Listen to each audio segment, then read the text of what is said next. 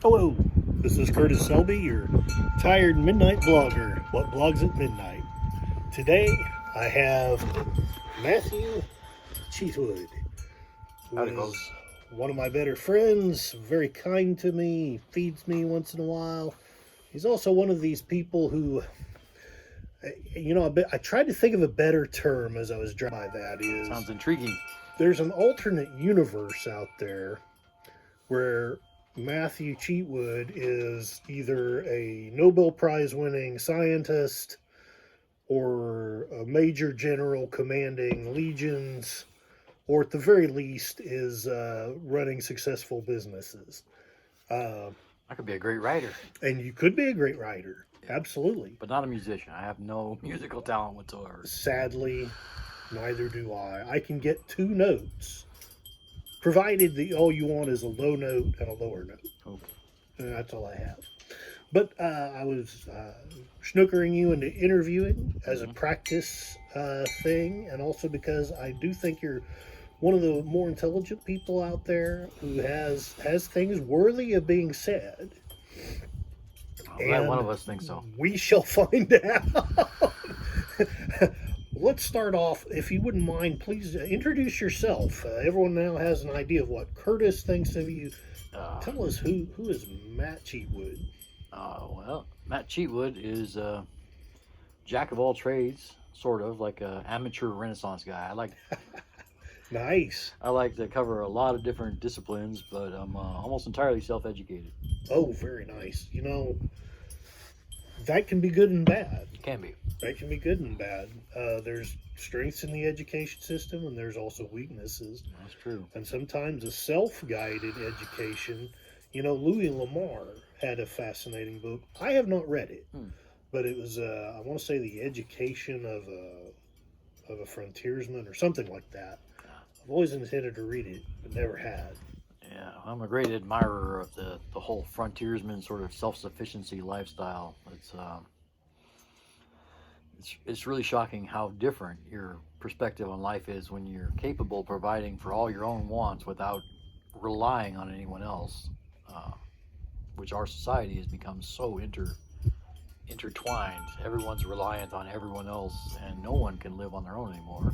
Yeah. Except for a few outliers that are homesteaders and a lot of people up in Alaska or other remote areas. But most of it, and even there, are pretty dependent on a lot of the things that are shipped in. But there's no doctor, there's no law enforcement, there's no ambulance to come and get you when you get hurt. There's a lot of things that are absent from their lives that most of us just take for granted. We're not consciously aware of them because we assume they're going to be there. 100%. But anyway, I know growing up on the farm, I didn't learn enough, but I know that my father, his father, they were very self-sufficient. They could do, they did their own wiring, they did their own plumbing. When I try to do most of those things, I'm usually lost. And sadly, that has largely been lost. And it's one of the reasons why I'm interviewing you is because while I've failed to pursue that, I think it's important that we start to turn the Titanic around and start to learn these things that we've lost. And we have to start from where we're at, but we can't. I feel like we can't stay. This world's falling apart, as we've discussed. oh yeah, We need to become more self-reliant. One of the things that I've been researching in conjunction with the idea that the world's falling apart has been the one world government type things. A lot of it's just conspiracy theory, but some of it's fact. I'm interested in what do you know about, or what do you think about the WHO or the WEF? Anything you would feel comfortable sharing and not being afraid of the jackbooted thugs coming to take us away instantly. Well, like the World Health Organization, to start there, I'm fine with their existence as purely an advisory body. If they propagate information, share information around the world, that's great. But when they start telling sovereign nations what they must or must not do, then the sovereign nation is no longer sovereign. It's a subjugate nation. 100%. So I'm not a real big fan of any sort of worldwide organization having any sort of power over any sovereign nation, because it violates the sovereignty of that nation. They're no longer sovereign by that fact. So, that's why United Nations has no real power. They can't force anybody to do anything. They have no means to implement their decrees. They just say, we think badly of you doing this. And that's all they can do. Either the United States enforces it or nothing happens. Or nothing happens, yeah. One of the two. Do you know much about the World Economic Forum? I know I've been researching Klaus Schwab, and if nothing else, he makes a great Dr. Evil. But I was interested, if you know anything about it. I had never really heard of them until about 2 or 3 days ago, when suddenly they started popping up all over my YouTube feed. I started seeing a lot of little thumbnails with little headlines regarding the World Economic Forum and Klaus Schwab just in the last few days. That was my experience last year, because I had never heard of them. And then, as you say, they just started popping up everywhere. That's intriguing. Exposed to it. Thank you. Well, I do have one thought about conspiracy theories and these sorts of worldwide international groups. And I think I recall hearing in another video a while back somebody saying, and a conspiracy is not required if you have a small group who is very powerful. Each individual of this that belongs to this group has a lot of power on their own, and if their common interests coincide, you don't need to have a conspiracy where they're actively conversing with each other and deciding what to do. Each one is doing what's in their own best interest, but their best interests coincide. So it's the outside, it looks like a conspiracy, but there is no conspiracy going on. It's just everybody doing what's best for them and having enough power that it influences the world. I need to look it up, but I know George Carlin had a comedy routine. And it's a comedy routine, but it's George freaking Carlin. There was a lot of truth in his comedy. And I'm going to paraphrase, but he said that there's no need for conspiracy theory when the common interests align. I think it was something like that he said. That might be who I was thinking of. I hope so, honestly, because that's awesome. That's awesome in my books. Yeah.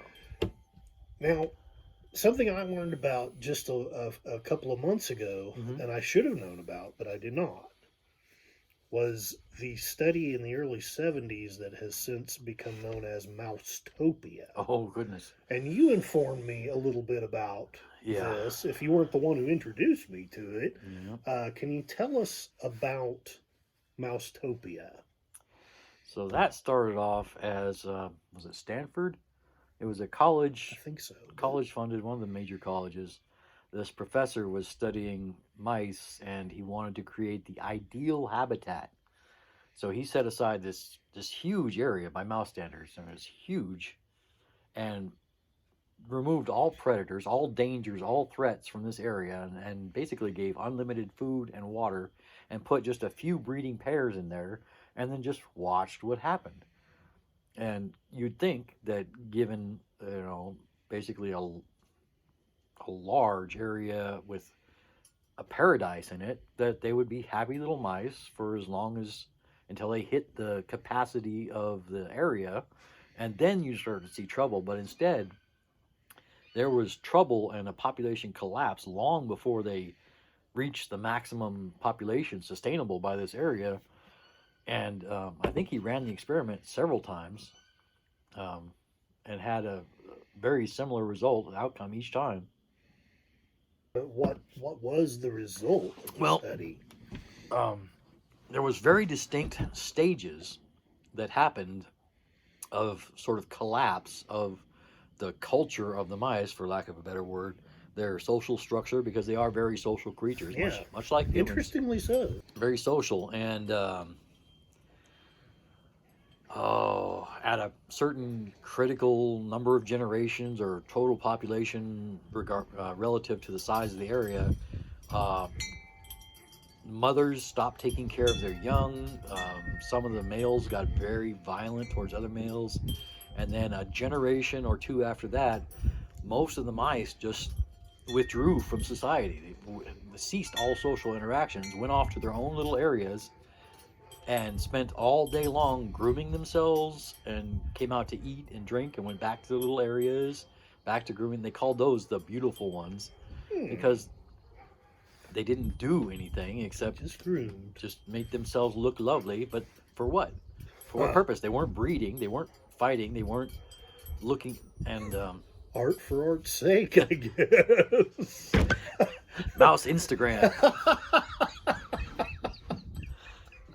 But and yeah, the population immediately diminished almost to nothing because these mice were not interested in procreating. And ran across someone else putting forward his opinion, but my own personal conclusion was simply that mice, much like humans, are biologically required to overcome some amount of adversity. We need to have some sort of challenge to overcome, or life loses meaning. Yeah. There's no point to it because every day is just like every other day. There's no danger. There's no stress. There's no challenge. There's no sense of accomplishment. It's just another day like every other day. What's even the point? We have built a very human friendly world, but we also, Have we though? I honestly, I wonder. I find myself thinking, like you were saying, a lot of these mice. I learned something. If nothing else, I learned that I should have been better prepared. If nothing else. Mm-hmm. Um, but while we built this world, there are actually a lot of there are a lot of shadows on the horizon, and one of them that I feel is the extreme corporatism. Specifically, uh, I'm going to ask you about the company of BlackRock. I know you had asked me to look into that, and I've looked into it a little bit, but Mm-hmm. what are your thoughts about BlackRock? Well, I haven't investigated them fully myself, but I've been exposed to them many, many times. The idea of BlackRock from many different sources, and no one has anything good to say about them. I have yet to hear a positive thing about them. The most common piece of information, little soundbite I have run into, is that it's a company who gets rich making nothing. Yeah. They don't produce anything. It's purely a company that buys stock in other companies, and quite often there's a reciprocal purchase Mm-hmm. of BlackRock stock by the company they purchase stock in, Yes. so that everybody owns a piece of everybody, and it's all this interconnected web where wealth is being extracted, but in return for nothing. I know I was listening to a Russell Brand video this morning, and he will just demolish BlackRock every chance he gets. And he was talking about how BlackRock owned X percent of General Electric, Mm-hmm. which in turn owned X percent of BlackRock. Mm-hmm. And it's of capitalism, as you're pointing out. You produce something and gain wealth from it, Mm-hmm. whether it's a good, a service, whatever. But it seems like they're just gaming the system, Yeah. producing nothing for anybody, A and lot, yet controlling. a lot of financial transactions that are occurring in the stock market serve the same purpose. They produce nothing, but they're extracting wealth somehow from a system without putting anything into it. Nobody gets anything in return, but this small subset of people receives wealth, and it's like magic. I know neither one of us is a fan of socialism, No, but yeah. I'm going to posit this. I know Karl Marx had some statements that remind me of the Black Rock idea, and I think that it doesn't prove him right. Mm-hmm. Don't get me wrong, but I think it's one of the reasons why people listen to the socialists and the communists when you see companies doing things like this. This one factoid and not by itself, but with a few other factoids. See, this is where capitalism is evil, but it's not. It's not capitalism No, that's not. That's that's not. evil. No. It's just the evil of gaming the system of basically. You have sent me several things that were very intriguing, and I know I've been trying to be more of a successful person and trying to get my act together, all this stuff, do the YouTube channel thing. One of the more intriguing things you sent me, though, was an article about how failure is an illusion. Essentially, I won't read it because it's on something. It's really not a failure if you've learned from it, if you've grown from it. What are your thoughts? What do you have to say about that concept? Failure is something that our public education system sort of teaches all of our children to dread and avoid at all costs. I was terrified. I'm still terrified of it. A lot of us are. A lot of us are because it inhibits any sort of exploration, trying new things. Because you might fail. Yeah, because you know you will fail. You would be surprised if you didn't. That first time, you almost certainly will.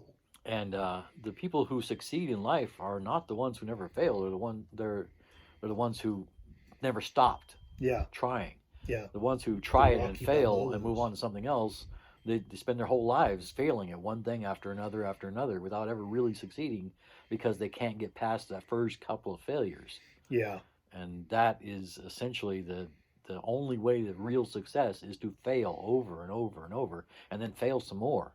It's taken me all this time. And I may not even have the lesson down now, but I hope I'm at least beginning to see that, okay, I failed at this. Well, then maybe change it, or maybe do it another way, or maybe talk to somebody, or maybe do interviews with Matt Cheatwood. Or, I mean, you know. There's a related article that I ran across a while back that I think is pertinent to this discussion. It was, I think the main gist of the article was to avoid how to stop yourself from overthinking something and never getting around to actually doing it.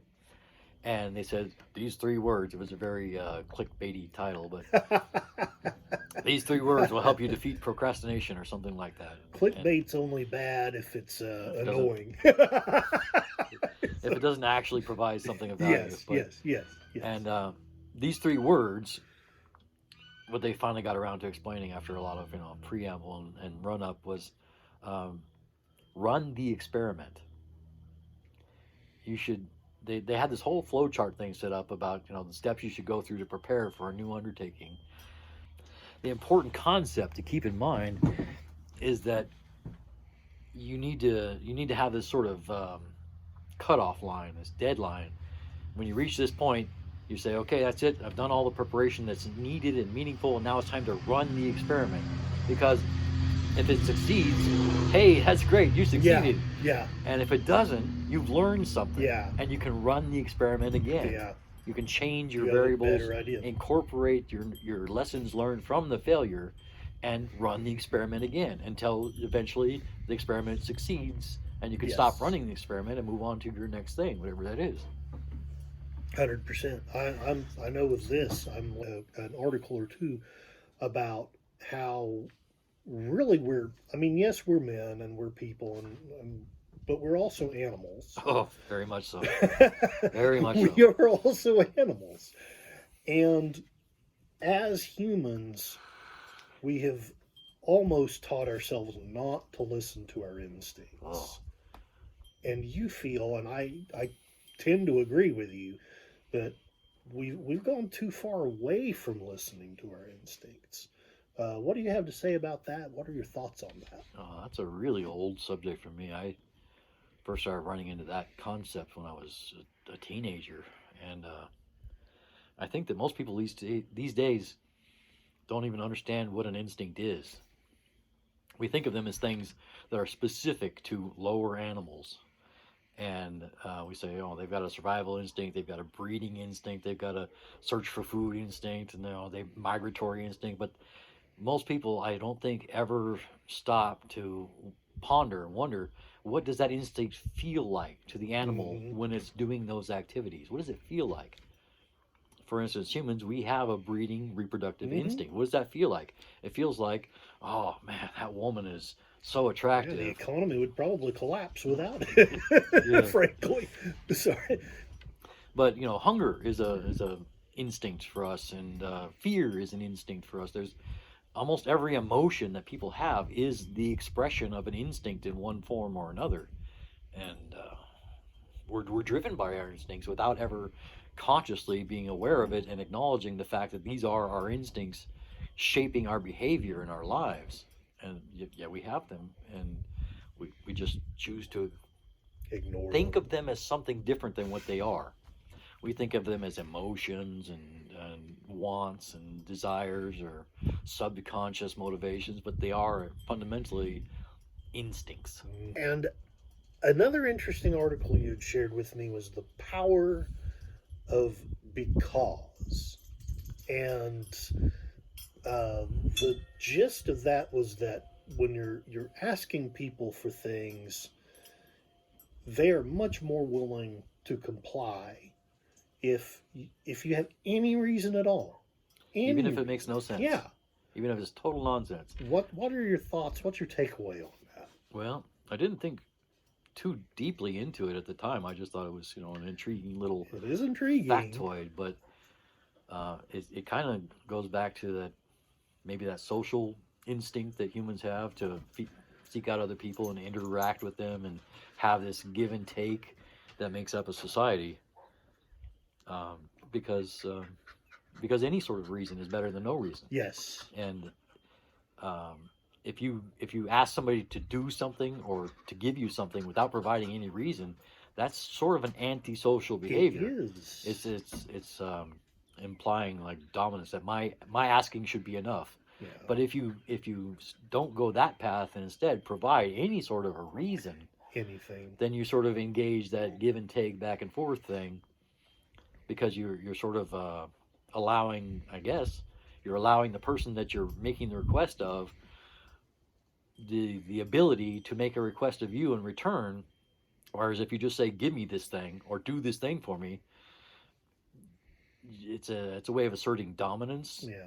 And if they accept and acquiesce to your request, That's fine. But then they're sort of implying that they can't do the same thing back to you because they've asserted that your place is superior to them in the social hierarchy, and it's okay for you to ask them to do something, but it's not okay for them to ask you in return. It's kind of a weird sort of implied thing, but I think it might be valid.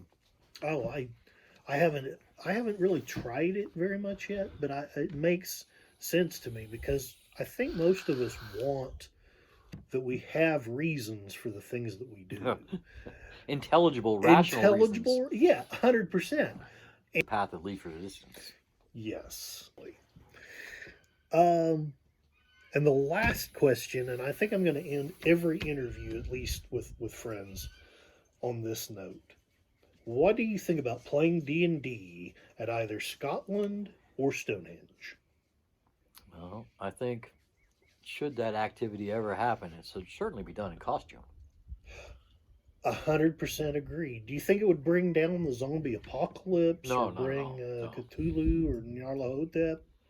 No, it might into- bring down Bacchus or some other party god, but Yeah, did you? did you in fact know that there is a cement reproduction of Stonehenge along the coast of Washington State? I did not know this. Really? You could go play D&D there much cheaper. Like 20 years ago, going up the highway. That might be like goal one.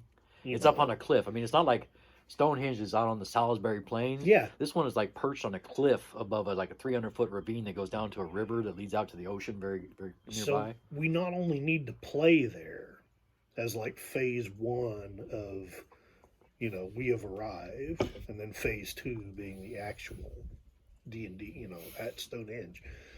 But maybe there needs to be something in between where we film an amazing sword fight scene on the cliff. Not with us. Oh, yeah, I'm too old for that. We would be the directors, producers, whatever. But, we'd get some young buff guys to do the fight As scene. long as one of them gets to say, "I am not left-handed." What's on video? All right. For posterity, or For until the EMP.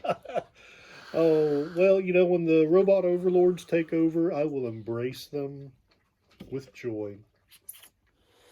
I don't know. The whole thing about AI destroying us, even unintentionally, is It is pretty frightening. terrifying. It really is. Well, this is your tired blogger. What blogs at midnight? Unless you have something else. Oh, that should do it for All me. right. This is an experiment, failed or succeeded. We shall see. And until next time, Stay tired. stay tired.